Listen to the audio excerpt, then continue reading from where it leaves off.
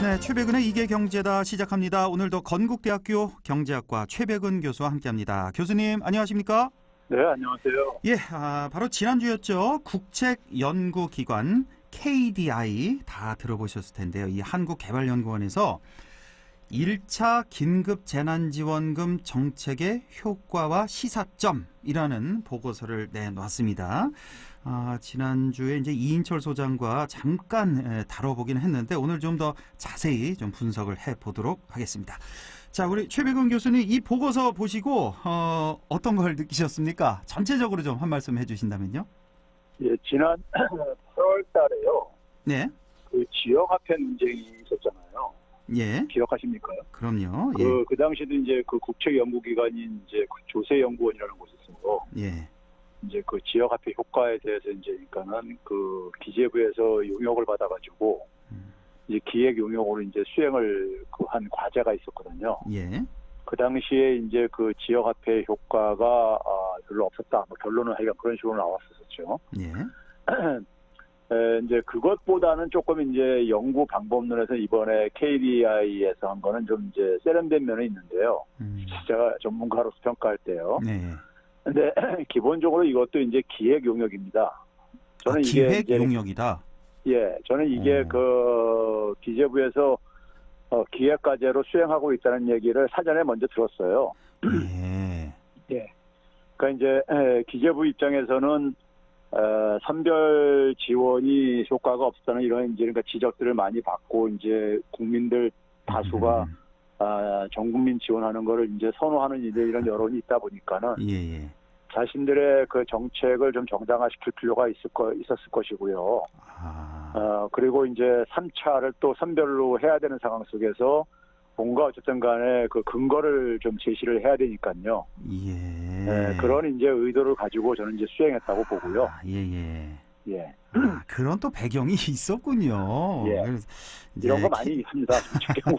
그러니까 우리 일반 국민들은 그런 거 모르잖아요. 모르고 그렇죠. 이제 받아들이니까 이렇구나, 이게 맞구나 이렇게 생각을 하는데 이제 교수님이 이제 전문가로서 이제 이렇게 분석을 하시는 건데 기획 용역이었다. 아무래도 기획재정부의 입김이 좀 들어간 연구 보고서다. 일단 이렇게 보시는 거고. 자, 여기서 이제 핵심 골자가 지난번에 이제 정부 재난지원금 1차 때 보편 지급을 했지 않았습니까? 이때 그러니까 전체 뭐 한 14조 원 정도 지원을 했는데 여기에서 이제 소비로 이어진 건 4조 원뿐이다. 대략 한 30%만 소비로 이어졌다. 이렇게 분석을 낸 거예요. 자, 이 정도라면 이렇게 이 분석 결과로만 본다면 그래? 30%밖에 소비로 안 쓰였나? 이렇게 생각이 들거든요.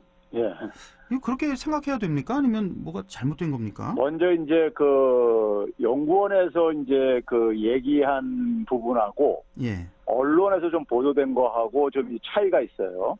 어떻게요? 언론에서 예를 들면 이제 대표적인 연합뉴스 같은 경우에서요. 12월 23일자인데 거기에 보게 되면 이제 그 타이틀이 재난지원금 100만 원 받았는데 소비에 쓴 돈은 30만 원 안팎뿐 이런 이제 제목으로 이렇게 기사를 내보냈어요.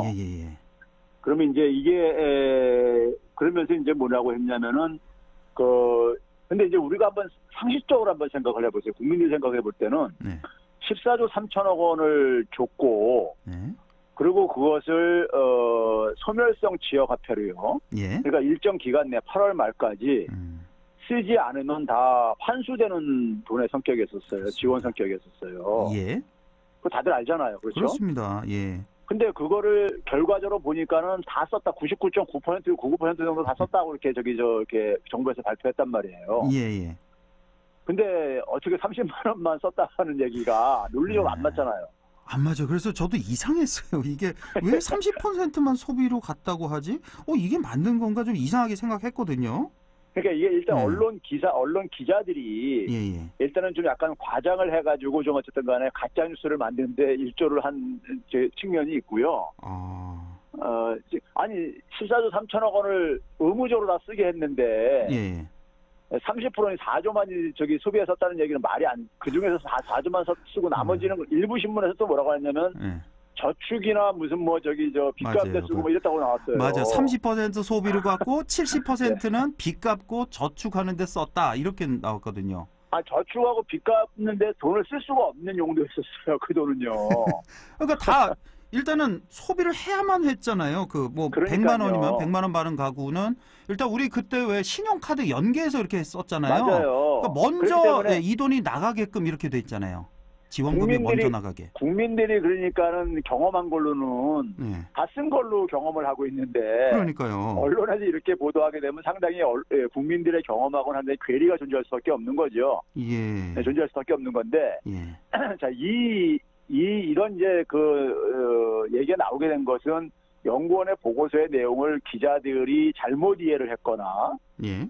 아니면은 이제 좀 과장해가지고 좀 이제 의도적으로 부풀리기를 했거나 둘 중에 하나라고 해석할 수밖에 없는데요. 예. KDI에서는 이런 얘기였었어요. KDI에서는 무슨 얘기냐면은 자 이제 카드 매출액을 추적을 한 거예요. 예. 카드 매출을 추정한 방식은 잠시 후에 다시 설명드릴게요. 예. 추정을 했는데 그 카드 매출액의 변화를 보니까 한 4조 원 정도 변화가 생겼더라 이거예요. 네. 그러니까 예를 들면 이런 거죠. 그러니까 만약에 지난해 11월 달에 11월 달에 이제 국민들이 카드를 쓴 게 만약에 한 10조가 됐으면은 올해는 보니까는 한 14조 됐다라 이거. 올해 근데 11월 달에 지금 재난지원금을 지급받은 만 달이라고 가정을 해보세요. 근데 한 14조 썼더라 이거예요. 그래서 4조가 늘었다. 4조 원이 더 늘었다 이거예요. 근데 이제 그 얘기하고 4조 원이 더 매출액이 증가했다는 거하고 14조 3천억 원이 다 소비했으면 안 쓰였다는 얘기는 틀 다른 말이잖아요. 그러니까요. 그렇죠? 이제 그래서 이제 그런 이제 오해를 이제 좀 만들어낸 측면이 있고요. 그다음에 이제 제가 이제 이 KDI가 이제 이것은 이제 KDI가 추정을 한 건데요. 추정을 한 방식은 이제 그러니까 좀 전문적인 방식을 썼기 때문에 일반 사람들이 보고서를 읽어도 좀 이해하기 힘들어요. 사실은요. 그래서 그러다 보니까 결론만 이제 기자들이 그러니까 이제 해석을 하게 된 건데요. 이렇게 한 겁니다. 쉽게 얘기하면은 우리가 이제 전국민 재난지원금이 5월 한 둘째 주 정도부터 이렇게 한 10일경부터 이렇게 지원이 됐었어요. 11일부터인가요. 그런데 우리가 코로나는 이제 그러니까는 언제부터 확산되기 시작했냐면은 1월 그 마지막 주 정도부터 이렇게 확산되기 시작했었어요. 그렇습니다. 첫 환자가 나왔죠. 1월 말에. 그렇죠. 그러니까 코로나가 확산되기 시작하면서 긴급재난지원금은 아직 지급이 안 됐었던 그 시기가 있잖아요. 그러니까 1월 말부터 한 5월 초까지요. 요 시기를 지난해 그러니까는 2019년도 같은 시기 있잖아요. 1월 말부터 그러니까 5월 초까지요. 그 시기를 두 개를 비교를 하면서 어떻게 비교를 했냐면은 올해하고 작년하고 차이는 뭐냐면은 코로나가 확산된 게 차이가 있다 이거예요. 작년하고 비교해 봤을 때. 그렇죠. 그 시기에는요. 그러면 이제 작년도 카드 매출액에다가 올해 그러니까는 코로나가 확산이 되면서 이게 이제 진 영향을 그러니까 이제 추정을 한 거예요. 이게 얼마나 영향을 미쳤느냐. 그러니까 지난해 이제 그러니까 똑같은 기간에 카드 매출액이 있을 게 아닙니까요. 근데 이제 그게 올해는 똑같지 않을 게 아니겠습니까요? 그렇죠. 아무래도 좀 줄었겠죠. 근데 그거를 이제 그러니까 코로나 확산으로 이렇게 파악을 한 거예요. 근데 사실 코로나 확산 때문만은 아니거든요, 사실은요. 그 차이가 그러니까 코로나 때문이 아닌가요? 코로나도 중요한 요인이지만은 우리가 뭐 경기가 지난해 말부터 좀 안 좋아지고 그랬었어요. 그러니까 다른 요인들도 예를 들어서 우리가 올해 코로나가 없었어도 작년하고 올해하고는 카드 매출액이 똑같을 수는 없잖아요. 그렇죠. 늘 수도 있고 줄 수도 있고. 그러니까 거기에 미치는 영향 요인들은 여러 개가 있는 거잖아요. 그렇죠. 그런데 이제 이 연구자들은 간단하게 하기 위해서 코로나 확산 요인으로 나머지 부분을 이제 그러니까 설명을 하려고 했던 거예요. 그 차이를요. 그리고 난 다음에 어떻게 했냐면요. 긴급 재난지원금을 지급한 시기가 5월 둘째 주부터 8월 말까지 이제 쓸 수 있게 했으니까. 요 시기하고 작년도 그 같은 시기 있잖아요. 같은 시기에 그러니까는 이 코로나 확산으로 인해 가지고 작년도 그 카드 매출액이요. 매출액에다가 올해 그러니까 코로나 확산이 미친 요인을 앞에서 이제 그러니까는 추정한 코로나 확산 영향값을 대입을 한 거예요. 대입을 하게 되면 그러니까 올해 그러니까는 이제 그러니까 작년도 같은 기간에 비해서 5월 그러니까 둘째 주부터 8월 말까지 카드 매출액에다가 코로나 영향 요인을 더한 카드 매출액 값을 추정할 수 있잖아요. 예. 조금 복잡한데요. 상정하는 거죠, 그러니까요. 예. 그러니까 이제 긴급재난지원금을 지급하기 이전 시기에 코로나가 영향을 미친 미쳤다고 생각하는 그 값을 긴급재난지원금이 준 기간에도 코로나 확산이 됐었으니까 이제 계속이요. 그렇죠. 예. 거기에도 영향을 미쳤을 것이다. 예. 똑같이 가정을 해가지고 작년도 그러니까 5월 둘째 주부터 8월 말까지 카드 매출액에다 그 부분을 더 이렇게 더 추가한 거예요. 예. 쉽게 얘기하면요. 예. 그렇게 한다면 뭐냐면 실제로 근데 이제 카드 매출액이 있을 게 아닙니까? 5월 둘째 주부터 8월 말까지요. 예. 그걸하고 이제 차이를 비교한 거예요. 예. 차이를 비교하니까 4조 조더라 이거예요. 4조 늘어났다. 4조 원 정도가 이제 이렇게 늘어났더라 이거예요. 카드 매출액이. 그래서 예.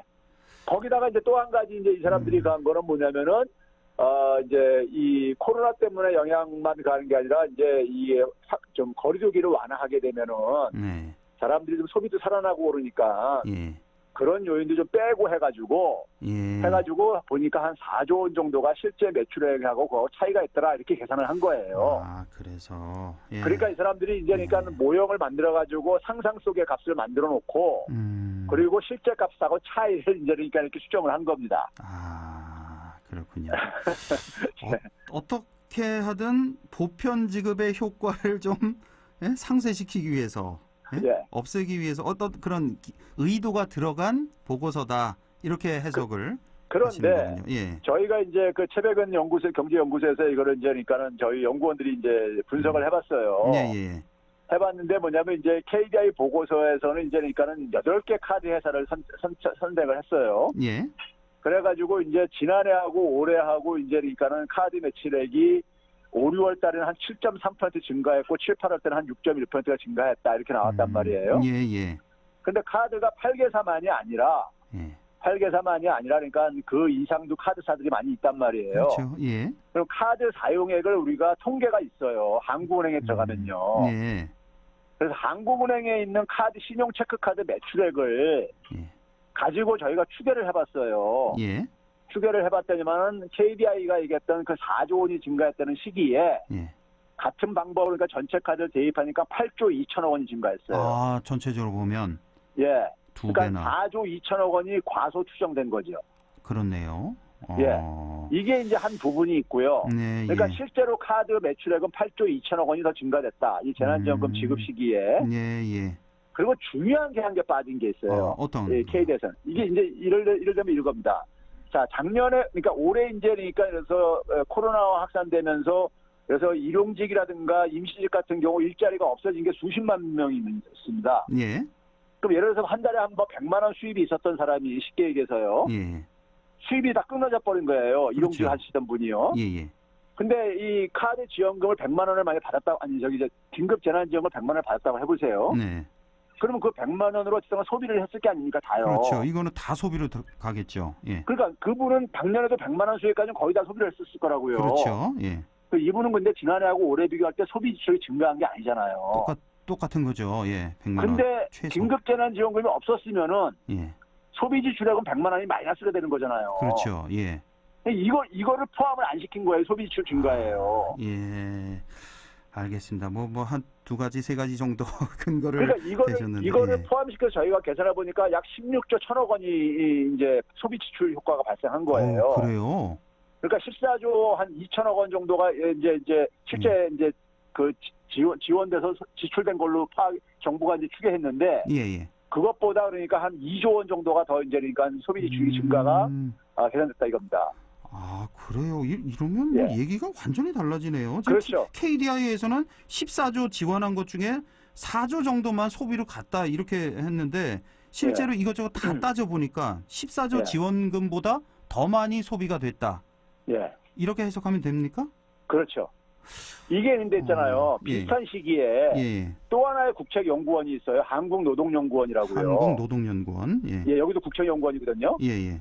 여기 이제 홍민기 거기 이제 홈페이지에 들어가면 이제 그러니까는 그게 다 자료가 있는데 홍민기 박사가 이제 그러니까 여기서도 이제 12월 호에 이제 그러니까는 이 긴급재난지원금 가지고 그 분석을 했어요. 예. 특집을요. 예. 거기 다 이제 경제학 박사들이 한 겁니다. 예. 그래서 이제 홍민기 박사가 이 긴급재난지원금이 소비지수에 미친 영향은 똑같은 주제를 가지고 또 연구를 했어요. 네. 근데 여기서도 마찬가지로 저희 연구하고 비슷하게 연구가 결과가 나왔어요. 아, 그래요? 다르게 했는데, 다른 방식으로 했는데도 불구하고. 예. 그렇군요. 네. 예. 그러니까, 아무래도 이, 재경부의, 기재부의 어떤 입김이 들어간, 그러니까 기재부에서는 늘상 이제 재정 걱정을 하면서 선별 지원을 주장해 오다 보니까 이 선별 지원의 그 근거를 좀 더 좀 다지기 위해서 이런 보고서를 내놨다. 경기도에서도 이거 분석한 연구 결과가 있잖아요. 근데 경기도에서는 뭐 185% 소비 증가 효과가 확인됐다 이렇게 나왔네요. 예, 경기도 같은 경우는 이제 그러니까는 한 1.5배 정도 소비 효과가 있었다, 지원금에 대해서. 아, 그래요? 예, 이렇게 이제 나왔거든요. 예. 나왔는데, 이제 여기에서는 이제 그러니까는 제가 볼 때는요, 이 소위 말해서 그러니까는, 비교를 이제 카드 매출액을 비교할 때요. 비교할 때 이제 그러니까는 그 증가하는 요인이 그러니까 사실은 여러 요인이 있을 수가 있어요. 그러니까 아까 앞에서도 얘기했듯이 사람들이 갑자기 이제 코로나 확산되면서 사회적 거리두기가 강화되면은 이제 활동을 억제하다가 좀 풀리게 되면은 갑자기 이제 폭발하는 경우가 있잖아요. 그렇습니다. 이제 그런 것들은 그러니까 사실 재난지원금 효과하고 별 관계가 없는 거잖아요. 근데 경기도는 그런 부분이 제가 볼 때는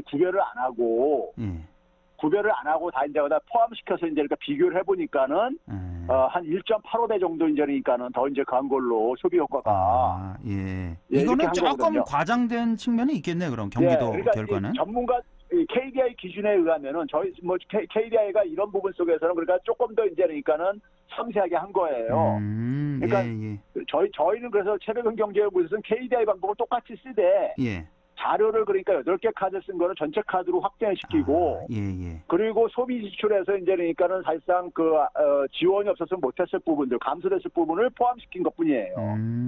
그러니까 KDI 연구 방법을 그러니까 부정을 안 하고 그래야지만이 이게 이제 토론이 될 수 있기 때문에 이게 정확하겠네요. 그러니까 지금 경기도 같은 경우는 뭐 185% 늘었다 이렇게 결과 나왔고 KDI 같은 경우는 뭐 30% 정도 진작 효과가 있었다. 근데 최백은 경제연구소에서 이것저것 자세히 따져보니까 2조 재난지원금은 한 2조 원 정도 더 증가한 걸로요. 그러니까 100%좀 넘게 그렇죠? 뭐 110%, 120% 정도 효과가 있었다. 이렇게 이 정도 이제 정리를 하고 지금 보면은 자, 어제 발표를 했죠.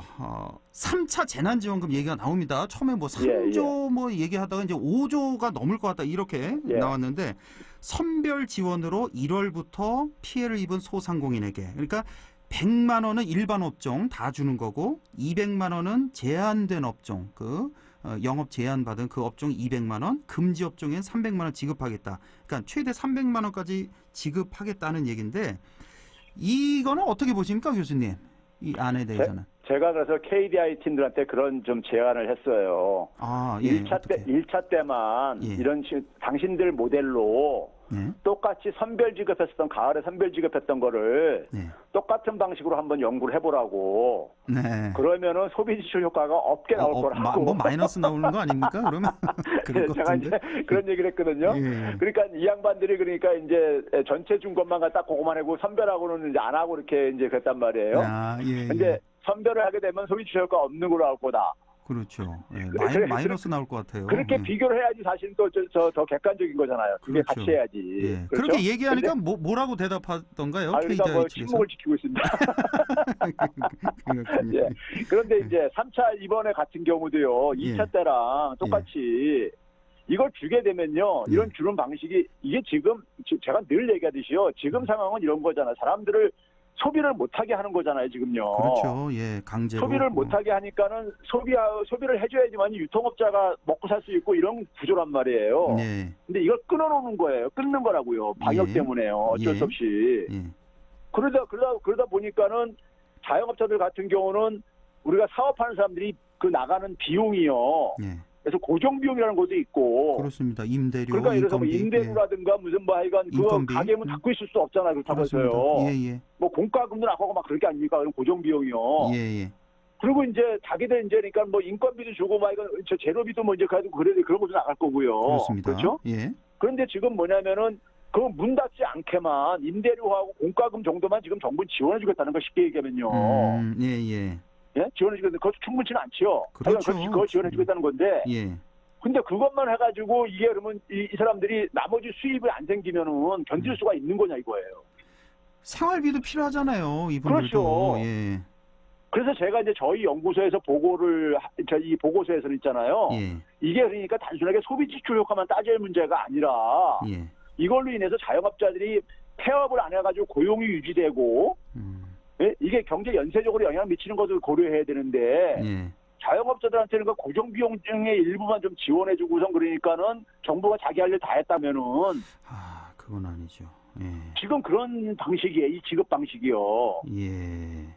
그러니까 이 소상공인들 입장에서 생각해 보면 그럼 뭐 1월에 나는 뭐 제한업종이니까 200만 원 받는다. 그걸로 앞으로 생활이 될까요? 그럼 당장 그거 임대로 내고 그래야 될 게 아닙니까요? 그 한 달이잖아요, 그냥. 그러니까요. 한 달만 효과 있는 거고. 그다음부터는 어떻게 해요? 장사가 돼야 될 게 아니에요. 예. 그러니까 이게 장사가 되게 해야지만이 돈이 돌게 해줘야지만이 돌게 해줘야지만이 어쨌든 폐업도 안 할 수 있고 고용도 유지할 수 있고. 예, 그렇습니다. 이런 건데 지금은 이건 그러니까는 뭐 당신들 지금 어려우니까 정부가 장사 못하게 했으니까는 당신들 비용 나가는 게 일부를 지금 그러니까는 보전해주겠다는 이런 방식이거든요. 그러니까요. 예. 그래 이게 해결책 상식적으로 이건 경제학적인 지식이 없어도 이건 이해할 수 있는 거예요. 그러니까 저도 그렇게 생각이 드니까요. 지식이 별로 없는데도. 그리고 지금 이 방송을 듣는 소상공인들이 지금 말씀하신 이 부분도 있지만 뭐 반짝 한 달만 효과가 있는 거니까. 그리고 또 형평성 문제가 이게 더 큰 것 같아요. 왜냐하면 모든 업종이 다 힘들긴 하지만 배달업종 같은 경우는 오히려 더 호황을 누리고 있단 말이에요. 근데 이런 업종에도 똑같이 지급이 되는 거잖아요. 그렇죠. 일률적으로. 예. 그렇게 봐야죠. 그래서 지금 지난번 2차 거도요. 아직 지급을 못 받으신 분들도 있어요. 아직도요? 다 받으신 게 아니에요? 우에서는 쉽게 그러니까는 정책을 발표하고 기자들한테 설명하지만은 일선 공무원들이 그 지급하는 거는 판별을 해야 돼요. 판별을 해야죠. 예. 일선 공무원들이 그러니까 그것 때문에 그것도 제대로 못하게 되면 나중에 자기가 책임을 져고 하니까는 징계받고 그러니까는 일선 공무원들은 좀 죽겠다 그래요. 그 판별이 아직 안 끝나서 지급이 안 된 거예요? 신청을 안 해서 지급이 안 된 게 아니라? 아니죠. 지원 자격이 된다는데 아직 지급이 안 되고 있는 거니까요. 아직 2차 거도 아직 2차 거도 아직 5천억 원 정도 남았다는 거 아닙니까 지금요. 그래요. 예. 그러니까 이제 선별이 그러니까 말은 그러니까 우리가 일반 구경하는 사람 입장에서 선별이라는 용어가 굉장히 이쁜 용어죠. 그렇죠. 예. 힘든 사람들 타겟으로 해서 도와준다는데 이거 맞는 말이에요. 그렇죠. 힘든 사람들 도와줘야죠. 근데 너무나 이게 허점이 많으니까. 그러니까 선별이 기술적으로 굉장히 그 어려운 점들이 존재할 수밖에 없단 말이에요. 어려운 부분이요. 그러니까요. 예. 그런 부분들에서 또 불평이 나올 수밖에 없고 제가 그랬잖아요. 3차 그 가계소득을 보니까 2차 때 지원한 거 보니까 오히려 선별의 취지가 무색하게 중산층들은 오히려 소득이 마이너스 됐더라. 가계소득이. 그러니까 선별의 그 취지가 무색하게 된 게 나왔는데도. 그렇군요. 하나만 더 여쭤볼게요. 그 임대료 깎아주는 그 왜 건물주에게 세액공제를 더 늘려주겠다. 그래서 뭐 그 금액을 뭐 50% 보전해 주는 걸 뭐 70%까지 올려주겠다. 이 정책은 어떻게 보십니까? 저는 그것도 있잖아요. 그거 예를 들어서 만약에 그러니까 예를 들어서 그 임대 사업을 굉장히 크게 하는 사람들은요. 굉장히 혜택을 보는 거예요. 그래서 저거 한계를 뒀잖아요. 제한을 1억 이하? 근데 그럼에도 불구하고 그 세액의 규모가요. 역으로 계산해 보면은 예를 들어서 이런 겁니다. 우리 자동차 그러니까 이 개별 소비세 지금 들어주고 있잖아요. 그러면 그 자동차 생산하는 재벌 기업들 상당히 혜택을 봐요. 그렇습니다. 그런데 오히려 그 방식보다는요. 이거를 지금 뭐냐면 전체적으로 국민이 좀 분담하는 식으로 좀 이 구조를 좀 짜야 돼요. 예를 들면 그러니까 은행이 만약에 은행한테 이자를 그러니까 좀 당분간 좀 유예시켜라 이제 이 받지 말아라 하려면 있잖아요. 네. 이 은행 같은 경우도 이제 그 경영 압박이 올 게 아닙니까요? 그렇습니다. 그러면 은행의 정규직 공무원들이 좀 양보를 해야 됩니다. 일부 그러니까 좀 자신들이 그러니까는 예를 들어서 봉급이라든가 이런 거를 좀 그래가지고 이건 지금 뭐냐면은 자영업자들한테 그러니까 예를 들어서 왜 그 자영업자들한테만 그 피해를 그러니까 다 그렇죠. 감당하라고 요구할 수가 없는 거잖아요. 아니 정규직들 임금을 깎지 않아도 지금 은행권들 이익이 어마어마하지 않나요? 그렇죠. 그러니까 이 금융에 대해서는 금융위원회가 사실 칼자루는 쥐고 있어요. 근데 이 은행에 대해서 굉장히 금융위원회가 은행 편을 너무 들어요. 사실 그 은행은 은행법에 의하게 되면은 은행 업무 정지라든가 심지어 은행업에 대해서 어떤 페널티를 줄 수 있는 게 금융위원회가 그 은행법에 따라서 갖고 있는 게 있어요. 근데 이럴 때 그러니까 은행이 굉장히 그러니까 과도하게 이익 보는 것들 부분에 대해서 일정 부분을 그러니까 저거 하나 하고 만약에 그것도 가지고 부족하면 그러니까 은행이 인건비가 굉장히 많이 차지하는 이 산업입니다. 그러니까 자체적으로도 그러니까 이럴 때 그러니까 좀 자신들이 그러니까 뭐 최소한 그러니까 임원급이라든가 이런 사람들이 좀 그 경영이 자기들 속한 조직이 직장이 만약에 어려워지게 되면은 그 정도 저것도 해야죠. 그렇죠. 해가지고 분담을 해서 이걸 해결할 생각해야지. 이거 임대업자하고 임대 정하는 사람은 둘이 하게 되면 쌈 나가지고요. 그렇군요. 알겠습니다. 오늘 말씀 여기까지 할게요. 제가 앞으로는 뭐 교수님이라고 불러야 됩니까? 아니면 최백은 경제연구소 소장님이라고 불러야 되는 겁니까? 당분간은 저기 후자로 불러주세요. 소장님으로? 알겠습니다. 소장님 고맙습니다. 오늘 말씀. 네, 감사합니다. 지금까지 건국대학교 경제학과 최백은 교수와 함께했습니다.